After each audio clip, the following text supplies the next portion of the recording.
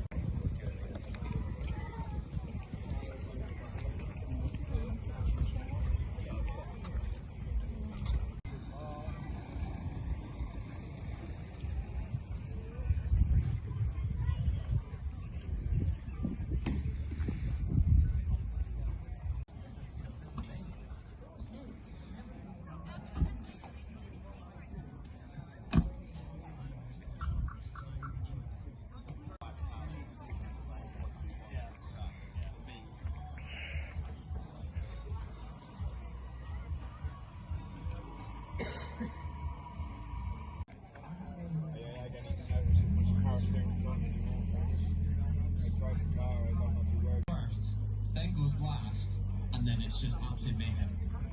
Okay, and then the race, how many laps? What format? Just go, try not to crash. I have no idea how many laps, but I gather there's no Flats. There's nothing you can do that's considered wrong. Some of these guys are very friendly with each other, and I imagine that. And the bigger one, there are two. Okay, how are we doing backstage? Have we got an indication? It's a sideways show for ITV called 24 Hour, and we've got the kids in the audience, so I'm pretty confident that money's not there. I went to Santa race radio one, and I witnessed something that was really intense with two ladies. And I think you could have done this with their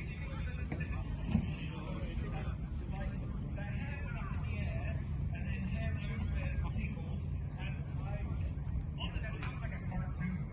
Feeling like a massive rocket taking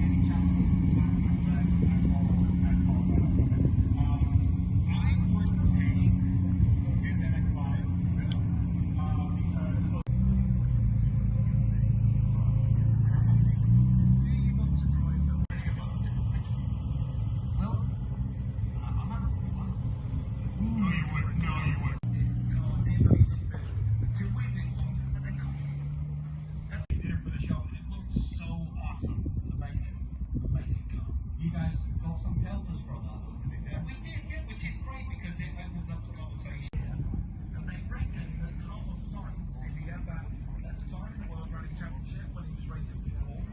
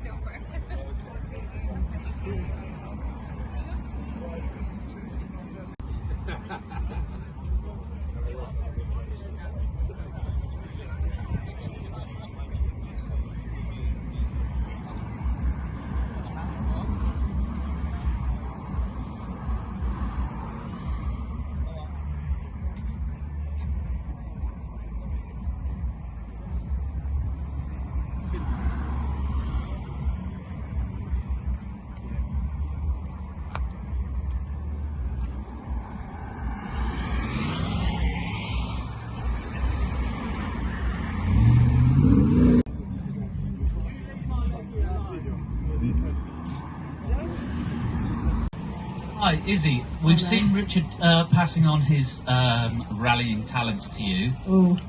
Perhaps there's something else he could teach you. I wonder if you'd be interested in doing your CBT, which is compulsory basic training for a motorcycle. Ooh, interesting one.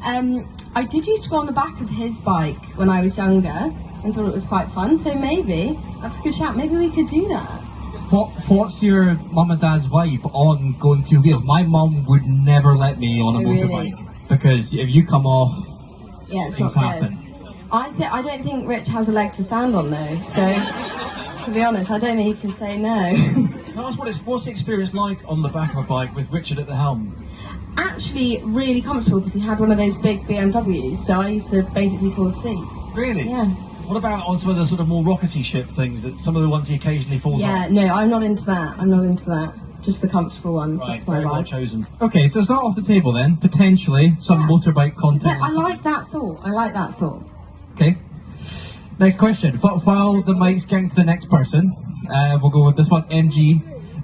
Guys, what have you been up to recently? Ben, what have you been doing the last couple of weeks? Well, we had some fun recently with you guys, driving your dad's Subaru, which was pretty cool. Versus am I allowed to talk about that yet? Yeah. Versus the Mitsubishi. So that was always a big sort of, you know, blue corner, red corner battle from my Top Gear days.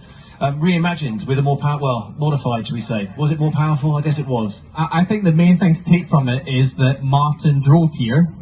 The Evo came on the back of a lorry. Yeah, thanks. But that doesn't actually dictate the potential result. Don't want to give it away. No. So that was awesome. So back on track, shredding tyres and having fun, which has been great, and very, just generally now full-time YouTubeage, which is great fun. Okay, cool. We'll get to you, Izzy, next. But MG, ask your question. First of all, if Richard can hear me, I'd like to thank him for making my childhood with Richard Hammond's Blast Lab. That was a great show. My question is to all of you. You obviously all work with Richard a lot, so what is his most annoying habit? Good question. Izzy, you can take this one first. He doesn't remember anything, but it's a little bit difficult because obviously he did have a brain injury, so I can't be too harsh. But yeah, really bad memory, like a goldfish, which is really annoying. Really bad with directions as well. So yeah, in a car he is useless in some ways. Are those general male traits? Yeah, dad traits. Yeah. Real dad traits. Forgivable. Then give something that you love about working with Richard first, and then maybe go negative. I love it. He reminds me of Tigger because he's always up for everything. So he's super positive. I think that's just that's the sort of the danger zone. So like, well, should you do that though? Maybe he's like, yes, this sounds great. So he's always up for everything, which I think is great. He's always late. I mean, where is he? You know, he's supposed to be here, isn't he? Very true, very true. He's probably out hunting for ice creams. But I think it's great. I love it. I love it that he's back into racing and properly wants to get into it and you know, get some proper time in it, which is what he needs. Because the rotor sport is very much about how much practice you put in before you go racing. He normally gets thrown in at the last minute. For him, practice is usually qualifying, and then he learns what to do in the race, which I think is quite a tough way to go about it. I've always wondered, do you guys have like a kind of old school Top Gear secret handshake? Like, you know how like if you're a mason, you do something with your thumb. Have you got some like weird thing that when you meet each other, you just, you know, there's a signal that you were old Top Gear? No, although maybe they just didn't ever do it with me.